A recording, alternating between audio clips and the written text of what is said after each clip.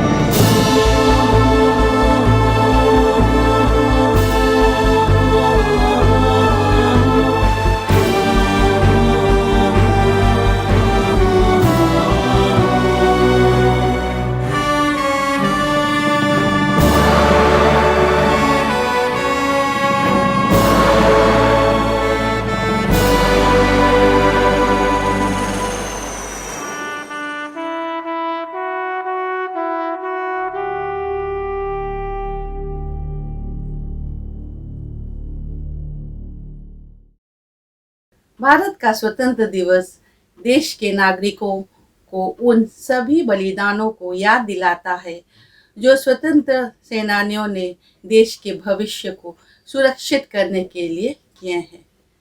स्वतंत्रता का अर्थ है दूसरों के नियंत्रण से मुक्ति, गुलामी की यातना से मुक्ति। यह एक बहुत खुशी की अनुभूति है। मैं आप सभी को स्वतंत्र दिवस की शुभकामनाएं देती हूँ। आज हम पवित्र बाइबल में दिए गए एक ऐसे विधवा के बारे में आलोचना करेंगे जिसके पति धार्मिक था, लेकिन उसके मर जाने के बाद उसकी कर्जदारों ने कैसे वो विधवा और उसकी बेटे को कर्ज अदा न करने पर गुलाम बनाने वाले थे। कैसे उनको ईश्वर उनके दास एलिशा के द्वारा न सिर्फ गुलामी से मुक्त किया बल्कि उसके कहीं ज्यादा आशीर्वाद किया। आज की आलोचना का शीर्षक है गुलामी से आजादी। एक स्त्री थी जो वित्तीय परेशानी में थी। उसने एलिशा से कहा, तेरा दास मेरा पति मर गया और तू जानता है कि वो यहोवा का भय मानने वाला था, पर जिसका वो कर्जदार था वो आया है कि मेरे दोनों पुत्रों को अपने दास करने के लिए ले जाए। एलिशा ने सोचा वह विधवा की कैसे मदद कर सकता है। उसने पूछा कि आपके घर में क्या है। फिर उसने जवाब दिया, केवल एक जग तेल छोड़कर और कुछ भी नहीं है। फिर एलिशा ने उसे कहा, जा अपने पड़ोसियों से उधार बर्तन ले आ। और उसने कहा, केवल कुछ ही नहीं लेकिन जितना तुम ला सकती हो। और विधवा ने एलिशा की आज्ञा का पालन किया।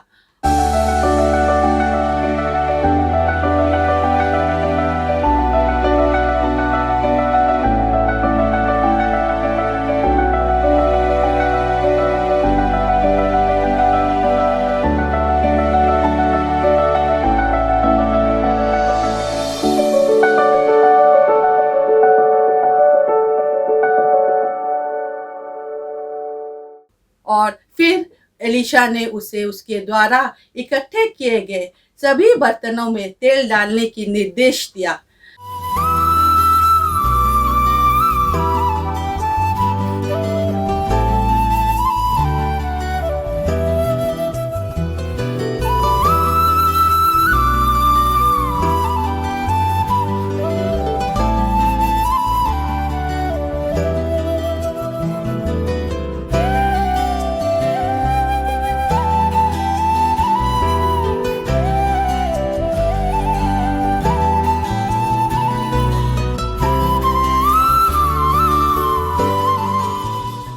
विधवा ने एलिशा की आज्ञा पालन किया और उनको बेटों को भी शामिल किया।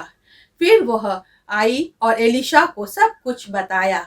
एलिशा ने कहा, जा तेल बेचकर ऋण भर दे और जो रह जाएगा उससे तू अपने पुत्र सहित अपना निर्वाह करना। और उस प्रकार परमेश्वर ने उसकी सभी आवश्यकताओं का पूरा किया।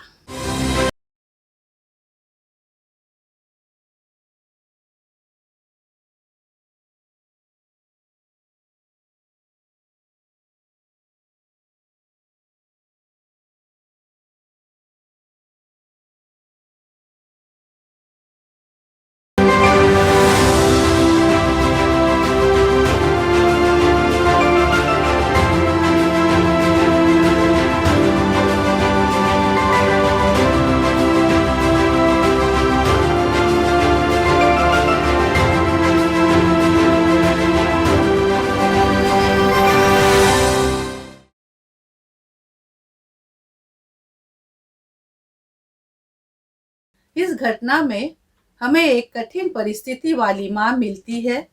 एक दिव्य समाधान के साथ एक आदमी को देखते हैं। हमें आज़ादी का संदेश मिलता है और अपने लोगों की मदद करने के लिए ईश्वर के हस्तक्षेप को पाते हैं। यहाँ हम देखते हैं कि जब वो विधवा ने एलिशा से कहा, तेरा दास मेरा पति मर गया और तू जानता है कि वो यहोवा का भय मानने वाला था, जिसका वो कर्जदार था, वो आया है कि मेरे दोनों पुत्रों को अपने दास बनाने के लिए ले जाए। तो एलिशा ने जब पूछा, आपके घर में क्या है, यह एलिशा की चिंता और देखभाल का भावनाओं को दिखाता है। परमेश्वर हमारे पास जो है उसका उपयोग करता है। परमेश्वर के पास असीमित संसाधन है और हम देखते हैं कि एलिशा ने विधवा से कहा, केवल कुछ ही नहीं लेकिन जितना तुम ला सकती हो। यह आज्ञा उसकी विश्वास की परीक्षा थी। जितना अधिक वो इकट्ठा करती थी उसको उतना अधिक प्राप्त होता। और विधवा ने एलिशा को की आज्ञा का पालन किया और उसके बेटों को भी शामिल किया। उसकी विश्वास और आज्ञाकर्ता ने उसकी बेटों के मन में भी विश्वास और आज्ञाकर्ता उत्पन्न किया, जो वो सबको दासत्व की बंधनों से मुक्त किया। ईश्वर ने उन्हें गुलामी, भूखमरी और कर्ज से बचाया। परमेश्वर के हाथ विधवा द्वारा इकट्ठे किए गए सभी बर्तन भरने के लिए सक्षम थे। जब वो आखिरी बर्तन भर गया तो तेल खत्म हो गई। विधवा ने परमेश्वर से और अधिक प्राप्त किया जितना उनसे मांगा था।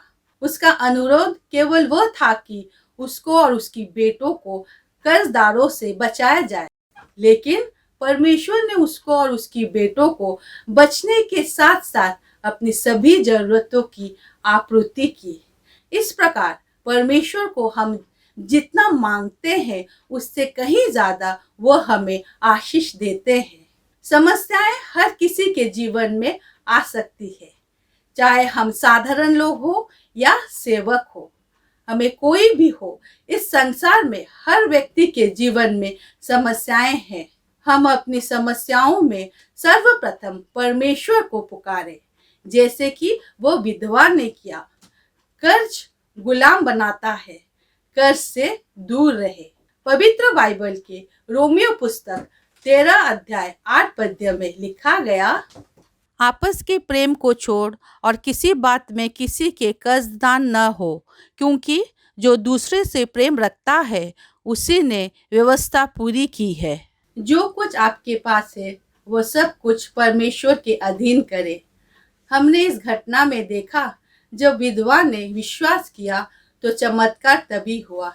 इसीलिए हमें हमारा विश्वास में दृढ़ रहना चाहिए। परमेश्वर की देने की क्षमता हमारी लेने की क्षमता से बढ़कर है। परमेश्वर हमारी आवश्यकताओं को पूरा करते हैं। वह हमारी आवश्यकताओं को जानते हैं, क्योंकि वो हमारा सृष्टिकर्ता है। वह हमें सभी बंधनों से मुक्ति दिलाते हैं, जैसे हम एक सुखी और स्वतंत्र जीवन बिता सकते हैं। पवित्र बाइबल की गलतियों पुस्तक के 5 अध्याय 1 पद्य में लिखा गया, मसीह ने स्वतंत्रता के लिए हमें स्वतंत्र किया है, सो इसी में स्थिर रहो और दासत्व के जुए में फिर से न जुटो। ईश्वर हमें उनके वचन को समझने और लागू करने के लिए ज्ञान दे। सबको आशीष दे और आज आपका दिन शुभ हो। धन्यवाद।